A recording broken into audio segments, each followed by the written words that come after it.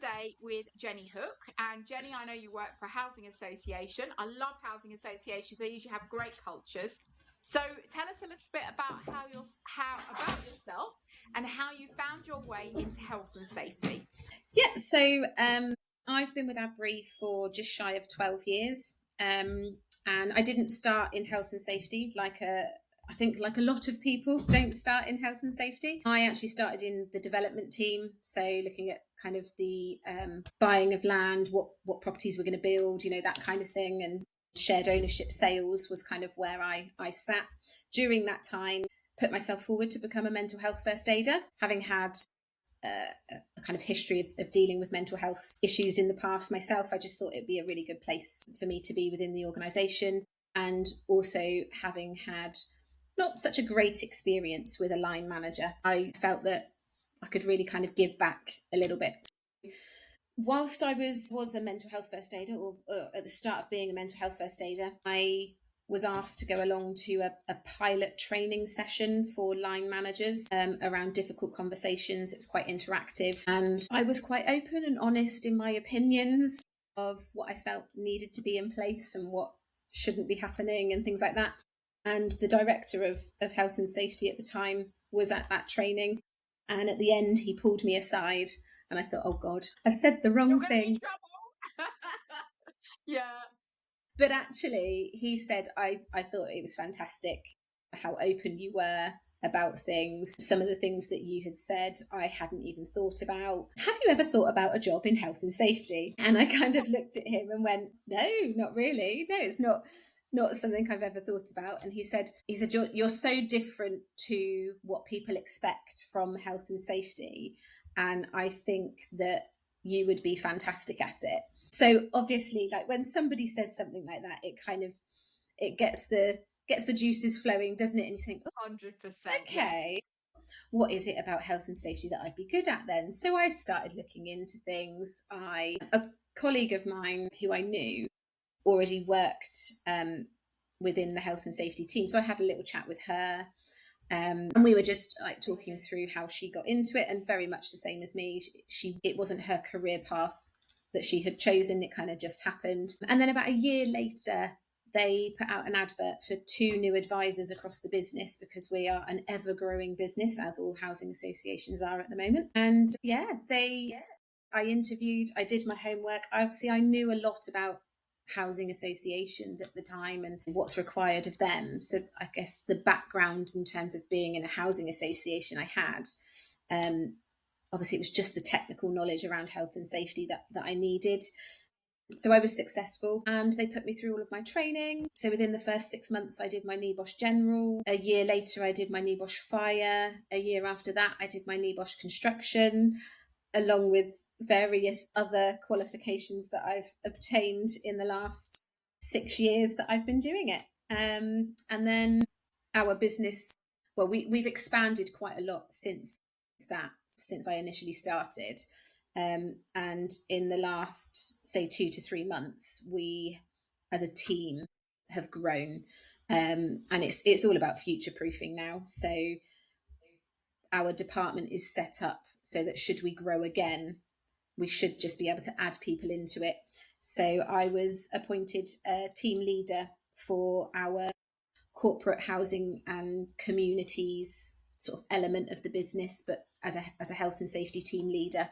So I've got 4 advisors that sit within my team in the corporate housing and community side. So yeah, that's a brief overview of me getting into health and safety. Yeah. Yeah, so what I think there's a lot of interesting in there, but one of the things is that quite often health and safety professionals end up dealing with well-being, and in fact you've gone the other way around, haven't you? Really, you've gone from mental health and well-being to the safety side. Well, not just that, because obviously being in the development team, the land development team, will have been a different background again, won't it?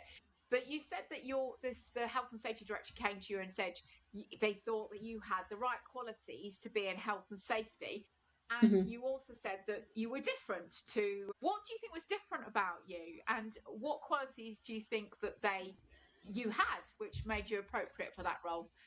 Well, I guess I can only really look at what my thought process was before I became a health and safety advisor. for me, looking at health and safety, I guess there's always been a bit of a stigma as such with health and safety professionals, that they are predominantly male, that they are predominantly within a certain age bracket, coming towards the end of their career. It tends to be something, and historically, places that I've worked, that did fit the mold. So I think I've always been a very approachable person, not afraid to kind of speak my mind, but know where it's right to speak my mind and not to speak my mind. And I think maybe he never actually said what it was about me, but I think maybe that was it. I think also, having worked, so before I started at Abri, I had I think it probably would have been 12-year career in property development. So I'd been around that industry my whole working life, and well, I still am.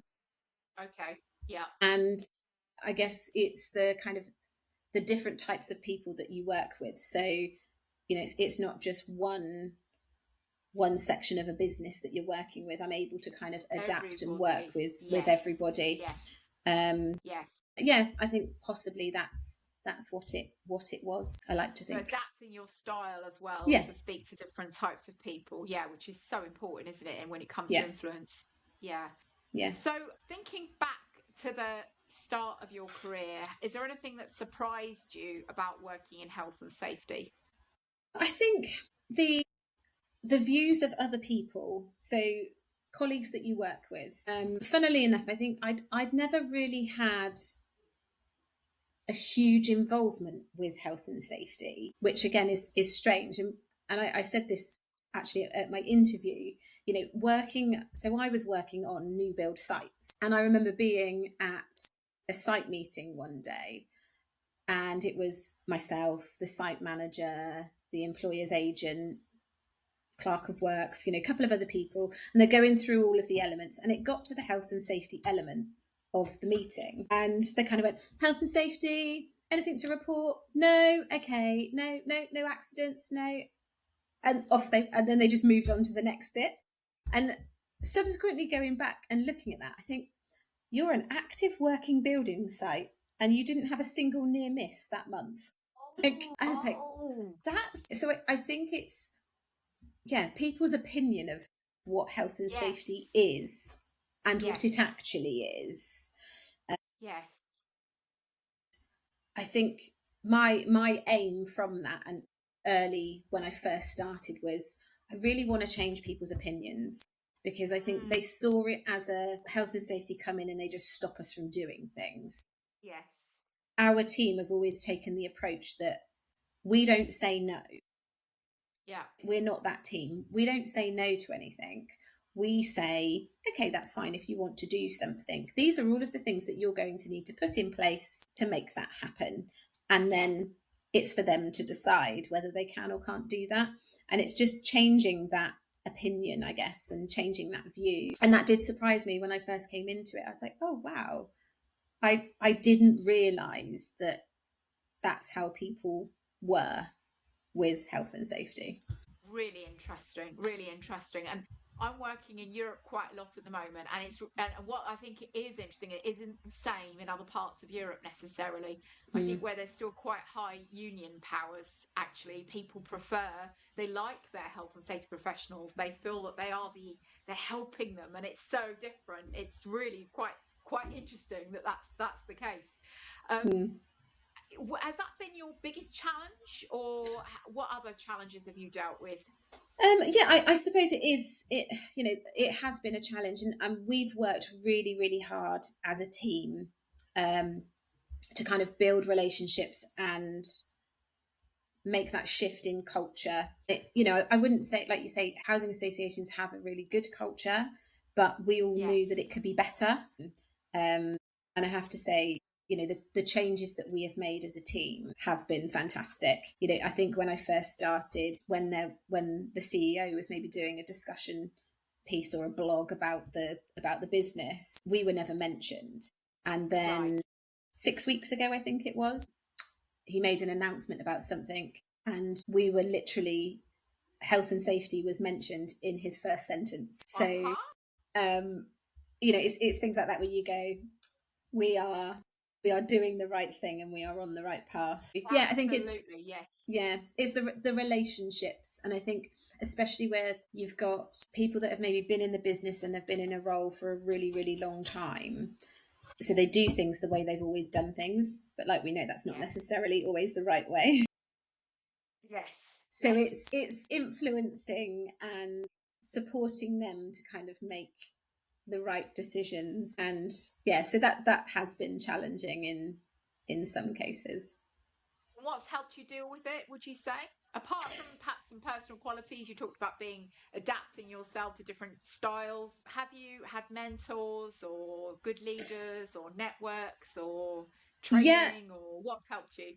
Yeah, so Shirley, who is my head of department now, when I first started, she was a senior advisor and was one of my I said that she was my mentor. She kind of said, well, it wasn't official. I was like, well, you are. So, and she's been in health and safety for a really long time. Again, though, she didn't start her career in health and safety, but she's seen lots of different businesses and things work in health and safety. So I spent a long time with her. But I think the biggest thing for me has been having the right team. So not only that you can kind of bounce your ideas off of, because I must admit, not so much now, but I'm sure it does creep in still. Earlier on in my career, I did suffer with imposter syndrome, and I was constantly needing that reassurance to kind of know that what I'm saying is right, and I do know what I'm talking about. People will believe me, and I think it's just having that team around you that are supportive of you, and will step in if needs be. But I think that's the biggest thing that's helped, is just having such a great team. And do you think there's been particular challenges or even opportunities because you are a woman? I mean, your team is quite female, aren't they? It is now, yeah. What do you think about the aspects of being female? Well, I have to say, I've definitely seen a massive shift.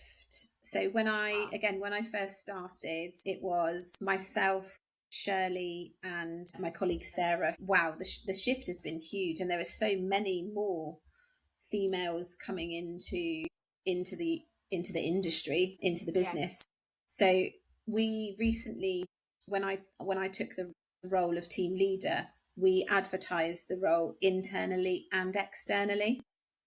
Yeah. And we had 3 people internally apply, and 2 of them were women. And they were both women that I had worked really closely with over the last couple of years.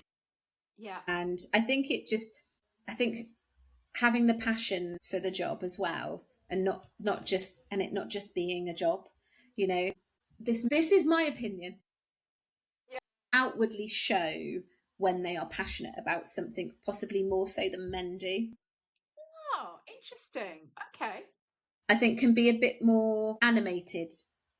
Women tend to be a bit more animated in their feelings and things like that, possibly more so than men. Uh-huh. That's So a really interesting insight. I haven't heard that from anybody else, but I love that.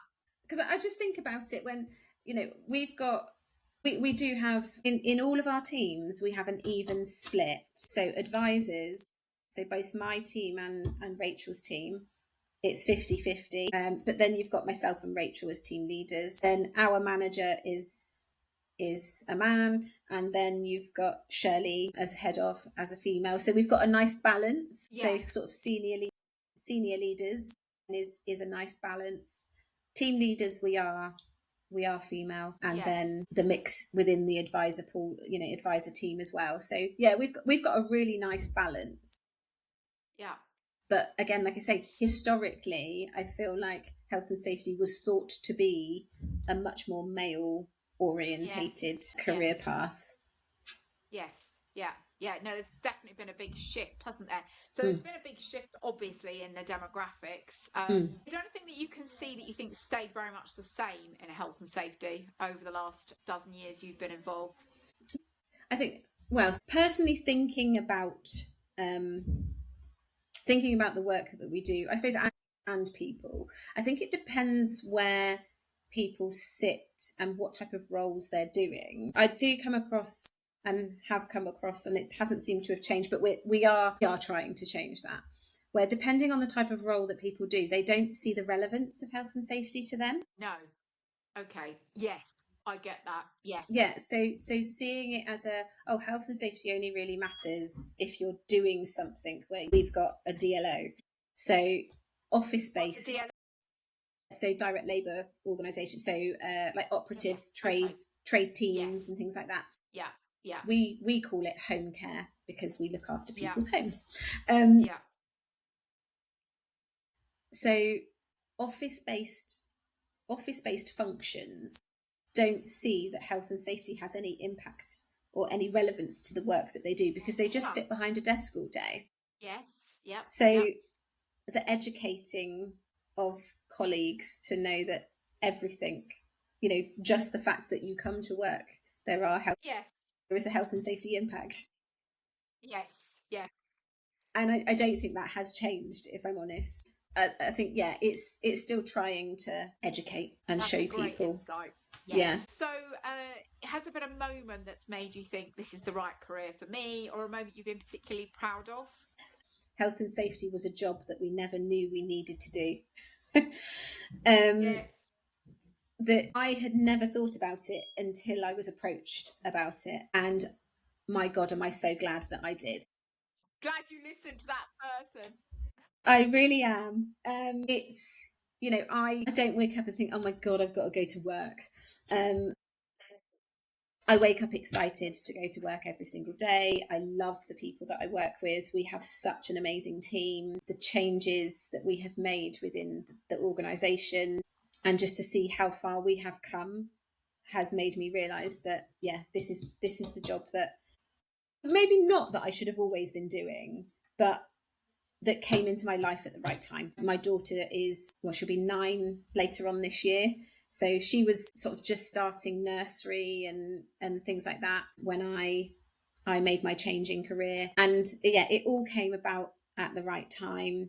It does sit within it's everybody within the business. It's HR, it's learning and development, but we are the only ones that have it within our title as a department. So we lead on the wellbeing side of things. So again, that's a really important, and is one of the reasons that I thought, yes, this is going to be the right job for me, the right career path for me, because I was so desperate to make changes because of experiences that I had previously had. Absolutely. Yeah. And I felt like there was no other way that I would be able to influence that without being in a role like this.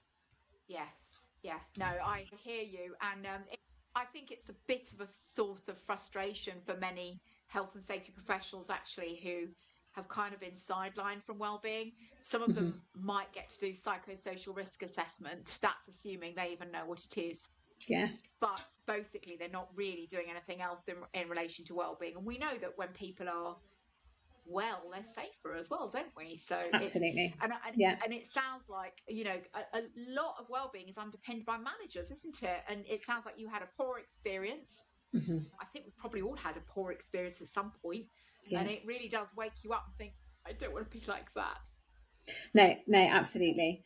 Yeah. And I'm really grateful that it came to me at the time that it did, because although I'd had that experience, I had got past that experience, and I haven't taken the personal with me into this role, if that makes sense, because I know that not every manager is going to be the same, and that there are some really great managers out there. It's just how you make sure they're all great. Yes, absolutely. Nobody's an awful boss on purpose, are they? No. That's the thing. No. Yeah, we don't set out to do it.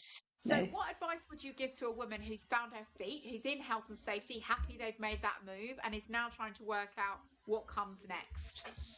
So I have actually I'm halfway through a level 5 diploma in leading strategic workplace wellbeing, because I'd done all of the typical health and safety related qualifications and courses that I thought, right, this is what I need to do to get to get to where I need to be in my health and safety career. And then I've just gone back to why I got into the role and gone, right, this is why I did it. I want to be the subject matter expert. I want to be the person that can say, yes, this is what we need to be doing, and this is why, because I've got that knowledge and skills and expertise. Whereas, if I'm honest, before it was purely passion. It was passion that drove me. So if you're passionate about what you're doing, no matter what happens, it will shine through, and people will really see that. Yeah, just keep going on the path that you are, but make sure you are not just following what you think needs to be there. You know, if there are things that you really want to do that are connected to health and safety, then make sure you get the knowledge and skills in that as well. Because NEBOSH General has obviously given me all of the knowledge and that I need to do my role successfully, but doing the wellbeing side just supports that massively. And I think another thing would be to just ensure that you are building relationships with the right people within your business. So I spent quite a lot of time working and listening to them. People don't like to be told to do things, so you really need to kind of listen to what they know about their business area. So for my team, we're advisors, so we advise the business based upon the information. We are not operational. We don't carry out we don't have operational decision making and things. So, you know, really listen to what it is that they are wanting to do before you go in and say, right, you need to do this, you need to do that. Get them to tell you what they want to do, and just to be able to better support them. I think there's no point in sitting down with somebody and them saying, right, we need to do, well, we want to do something, and then you just going, oh, okay, well, yeah, you're not going to be able to do that. Well, find out why they want to do it, what the purpose is behind it, and then that can really help you to provide sound advice, I think, is probably key. Brilliant, absolutely. So great listening and curiosity and those things. Yeah. Well, is there anything I haven't asked you that you would like to make sure that you say? For me, this was a job that I never knew I wanted to do, or that I never knew would suit me. So I guess it's more for anybody thinking about a career in health and safety. You will be surprised at how exciting, how rewarding, and just what a great career option this is. And it isn't just for people at the end of their career. I mean, I've still got a good 20 something years of work in me. So yeah, I mean, I'm I guess midway through my entire career, and yeah, I'm so glad that I found it when I did. Oh, that's fantastic. Well, that's a great note on which to end us. Thank you so much, Jeni. Thank you No problems. coming on the podcast today and being another rebel woman. Thank you so much for having me. I'm really glad I came.